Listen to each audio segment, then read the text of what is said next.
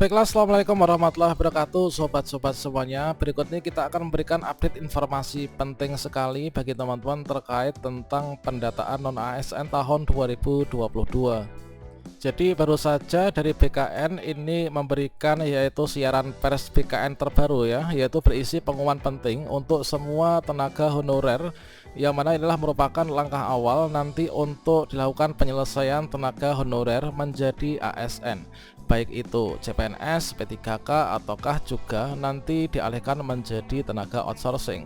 Bagaimanakah informasinya? Silahkan simak video ini sampai selesai. Namun sebelum kita lanjutkan, perlu saya ingatkan bagi teman-teman yang mungkin baru pertama kali menemukan channel ini, silahkan klik tombol subscribe-nya dan aktifkan notifikasi loncengnya, sehingga nanti jika ada update video terbaru, teman-teman tidak akan ketinggalan informasi. Baiklah sobat semuanya, supaya lebih kita itu bisa mendalami informasinya, marilah kita baca bersama ya terkait tentang siaran pers yang sangat penting sekali untuk teman-teman tenaga honorer ini.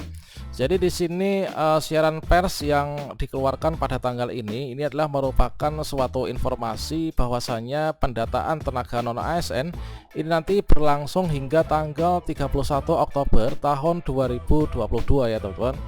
Nah di sini sebagai tindak lanjut ketentuan pemerintah yang melarang pengangkatan tenaga honorer atau jenis seperti pegawai non ASN, Badan Kepegawaian Negara ini mulai melaksanakan pendataan tenaga non ASN pada lingkup instansi pemerintah pusat dan juga instansi pemerintah daerah.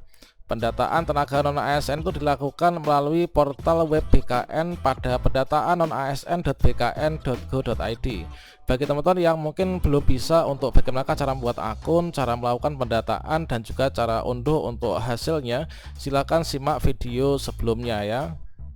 Selanjutnya di sini adapun skema pendataan itu dibagi ke dalam beberapa tahapan ya, yaitu pertama ini tahap sebelum finalisasi ya, tahap sebelum prafinalisasi. Ini jadi masing-masing admin atau operator instansi ini mendaftarkan tenaga non ASN yang masih bekerja di lingkupnya dan memenuhi persyaratan pendataan tenaga non ASN sesuai dengan ketentuan yang ditetapkan oleh pemerintah.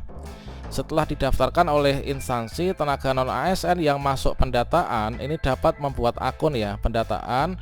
Jadi kita setelah didaftarkan oleh admin instansi ini, tenaga honorer ini bisa membuat akun pendataan non ASN di portal instansi ini, melakukan pengecekan terhadap data yang telah diinput dan juga dilengkapi oleh tenaga non ASN. Kemudian kedua, pada tahap prafinalisasi yang berlangsung ini 30 September 2022 ya, masing-masing instansi mengumumkan daftar tenaga non ASN yang masuk dalam pendataan awal atau uji publik melalui kanal informasi instansi. Dari pengumuman pendataan awal instansi, bagi tenaga non ASN yang memenuhi kategori pendataan namun belum terdata atau belum memenuhi kelengkapan, ini dapat mengusulkan ya, kemudian mengkonfirmasi, kemudian melengkapi data dan juga riwayat masa kerja.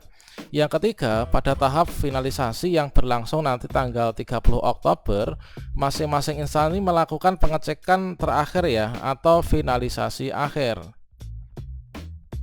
Selanjutnya untuk pendataan tenaga non ASN dan menerbitkan surat pertanggungjawaban mutlak ya atau SPTJM sebagai hasil akhir pendataan, serta mengumumkan hasil akhir tenaga non ASN pada kanal informasinya. Biasanya adalah di web BKPP ya atau di web BKD masing-masing.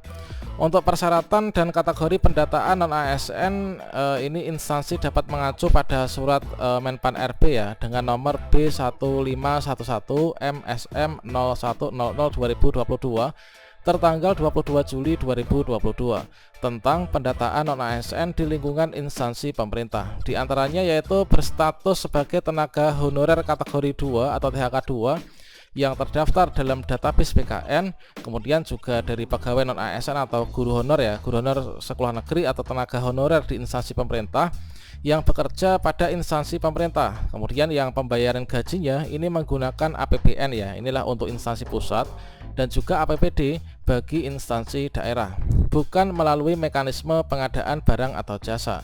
Individu ataupun pihak ketiga ini diangkat paling rendah oleh pimpinan unit kerja dan telah bekerja paling singkat inilah selama 1 tahun pada tanggal 31 Desember tahun 2021.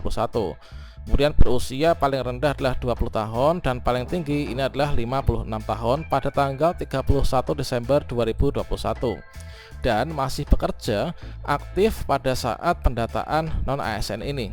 Kemudian pendataan tenaga non-ASN ini selain bertujuan untuk menindaklanjuti ketentuan peraturan pemerintah atau PP 48 tahun 2005 dan PP 49 tahun 2018, yaitu larangan terhadap pejabat pembina kepegawaian atau PPK instansi pemerintah untuk melakukan pengangkatan honorer dan atau tenaga non-ASN.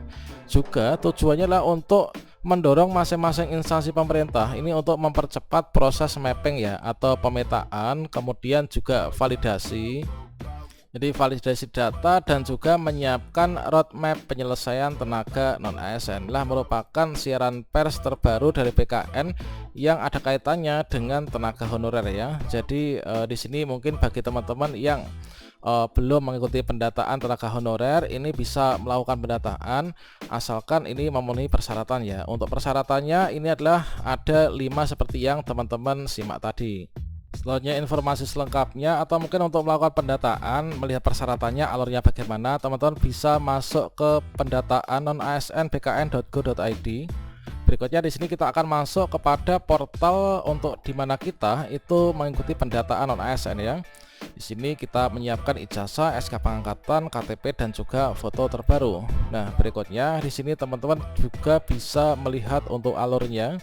Seperti yang kita ketahui bahwa untuk alur pendataan tenaga non-ASN ini adalah merupakan kewajiban, ini adalah yang pertama sebelum kita bisa mengikuti pendataan ini adalah kita harus sudah didaftarkan ya oleh admin instansinya, sehingga nanti ketika data kita ini sudah masuk ke dalam database di pendataan non-ASN, berikutnya di sini teman-teman ini barulah bisa untuk membuat akun.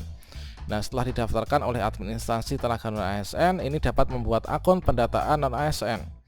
Lalu kita melakukan registrasi untuk dapat memonitor ya, mengkonfirmasi dan juga melengkapi riwayat kerja tenaga non-ASN masing-masing.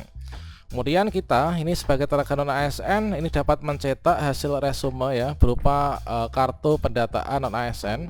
Kemudian proses melengkapi riwayat oleh tenaga non-ASN, dan ini adalah yang menunjukkan kita akan berhenti atau selesai ketika instansi kita ini menyatakan finalisasi ya teman-teman.